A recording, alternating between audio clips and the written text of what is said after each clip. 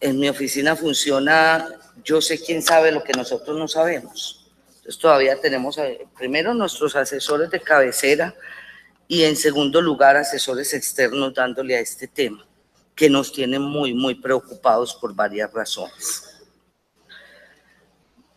Nos preocupan varias cosas.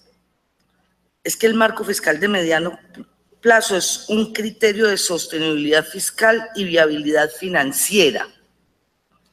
Y como está planteado, usted va a dejar encartado al próximo alcalde, que no sabemos quién sea, de pronto Fabio o Jesús Aníbal. Pero como está planteado esto, el próximo alcalde se lo llevó el Chiras. O Valderrama. Porque no va a tener ninguna posibilidad de movilidad financiera. Esto fue una cosa que el primer año se le criticó mucho al alcalde anterior y se le criticó por parte de esta administración. Pasamos un año viendo esta administración llorar y llorar y llorar porque no podían hacer nada, porque no tenían movilidad financiera, porque el alcalde anterior los había dejado no sé cómo, y ellos nos van a repetir la historia. Ellos van a hacer exactamente lo mismo que hizo el anterior. Eso me preocupa.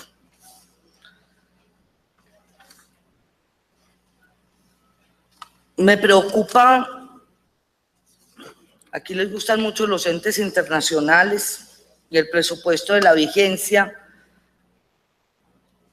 abandona los requerimientos del gasto público social de los que habla la CEPAL, que creo que sería bueno revisarlos nuevamente, porque de todas formas son acuerdos internacionales firmados por Colombia. Yo creo que en un presupuesto, Orlando, la palabra posibles no debería existir. Porque un proyecto de acuerdo, y más en lo financiero, y más en el tema de presupuesto, tiene que intentar ser muy claro. Y hay una parte donde tú hablas de las posibles fuentes de la reforma tributaria. A mí me preocupa que sean APP con beneficio a privados más que al Estado. O escurrir a EPM, que también me preocupa mucho. Sobre todo porque todavía estoy mirando la noticia de ayer, no la he mirado a fondo, con la posible emisión de bonos de empresas públicas de Medellín. Lo otro es, este marco fiscal de mediano plazo está fundamentado en el estatuto tributario que acabas de presentar, Orlando. Es decir, está tenido en cuenta ahí de manera real y objetiva. Y con lo que el último punto, bueno, hay una parte del presupuesto donde tú tratas de manera correcta los excedentes de PM, pero en la parte de atrás, me dicen la página, por favor, 208, lo tratas como recursos ordinarios. Creo que hay que coger esa hojita, sacarla, imprimirla de nuevo, porque ahí hay una equivocación. Hay una equivocación y quiero pensar que es eso, que es una equivocación. De otra manera estaríamos ahí cometiendo una falta grave en la forma como estamos mirando el presupuesto. Ahora, aquí en lo que acabas de, vuelvo y te digo, me falta mucho por estudiar y mucho porque me enseñe. Seguramente en el transcurso del estudio saldré con cosas nuevas sobre esto y es porque estamos en el proceso. Angelita y yo aprendimos mucho el año pasado y estamos aprendiendo más, ahí vamos. Por ejemplo, cuando hablas de los dineros del presupuesto que corresponden o que responden a acuerdos municipales, voy a darte solo un ejemplo. Esto yo no lo tenía, apenas lo tengo hoy, me voy a llevar a estudiarlo de fondo. Pero a ojo, los 100 millones de pesos para el fomento para la mujer rural de Medellín, programa integral de fomento. En este presupuesto no está. Aquí nos dices que te vas a gastar 100 millones, pero en el presupuesto ese programa no aparece. Entonces creo que no puedes simplemente hacer una lista de mercado de los acuerdos que hay, cuánto costaría aplicarlos, sino que tienen que estar en concordancia con el presupuesto. Y en algunas cosas he visto que unos asuntos no están conversando con otros. parecería cositería, pero 100 millones de pesos no son cositería, y la política pública de las mujeres rurales tampoco, ¿cierto? Entonces, yo pediría que por favor se haga una revisión de cómo en el marco fiscal de mediano plazo estás contando con dineros para proyectos que en el proyecto de acuerdo de presupuesto no aparece. Creo que eso hay que revisarlo. Nosotros lo vamos a revisar con calma y si encontramos más casos, porque vuelvo y te digo, esto es nuevo, lo acabas de traer, lo vamos a plantear. Me preocupa profundamente que este marco fiscal sí tenga una relación directa con la reforma al estatuto tributario, entre otras cosas, porque en ese estatuto tributario hay cosas que nosotros como partido no compartimos.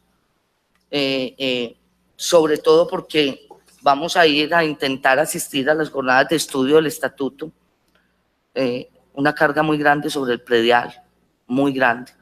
No se nos puede olvidar que más del 60% de la población, del 70, creo que del 75% de la población de Medellín está en estrato 1, 2 y 3.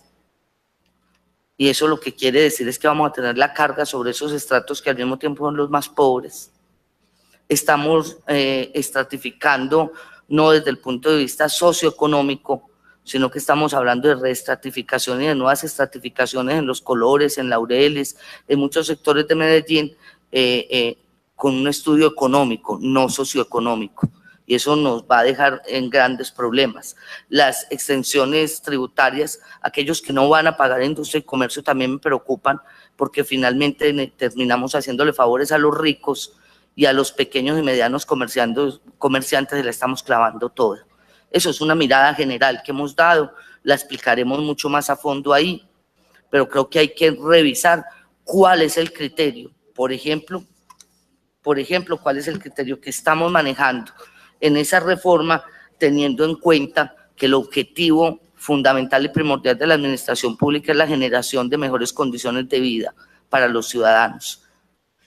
Y sobre todo con los acuerdos sobre lo que es el gasto social, que aquí se confunde un poco. Nosotros vamos a traer algunas definiciones nacionales e internacionales sobre qué significa gasto social. Nos preocupa realmente que estemos hablando de un estatuto que intente conseguir más dinero para la ciudad a costa del sacrificio de los más pobres. Seguiremos en esto. Yo sobre el marco fiscal, vuelvo y te digo, me preocupa mucho que terminen ustedes haciendo lo que tanto criticaron el primer año. Y me preocupa mucho que las medidas económicas que supuestamente se van a tomar terminen siendo o no siendo las más acertadas para la ciudad. Me preocupa mucho la mirada que de Fajardo para acá se tiene sobre empresas públicas de Medellín. Pasamos sin ninguna explicación. Uno supondría que si es el 35, Fabio, lo normal que debe transferir EPM, 35 o 25. No, lo normal, el 50 es en ocasiones especiales. 35. Por eso, pero es el 30%. El 30% debería de ser, pero de Fajardo para acá se nos volvió cotidiano que es el 50. 55 además, pero ni siquiera nos tomamos la tarea de explicarle a la ciudad por qué vamos a tener esa función especial. No, se nos volvió, la norma es el 55. Y yo sí tengo enormes temores sobre qué puede estar pasando internamente con EPM, porque así como con UNE nos estamos dando cuenta años después de la barbarie que se hizo allí, y de pronto cuando nos queramos dar cuenta de la situación interna de EPM, quién sabe qué nos sale. Entonces, también me gustaría que a la ciudad se le explicara, creo que es éticamente lo correcto, por qué este año nuevamente volvemos al 55%. Muchas gracias, presidente.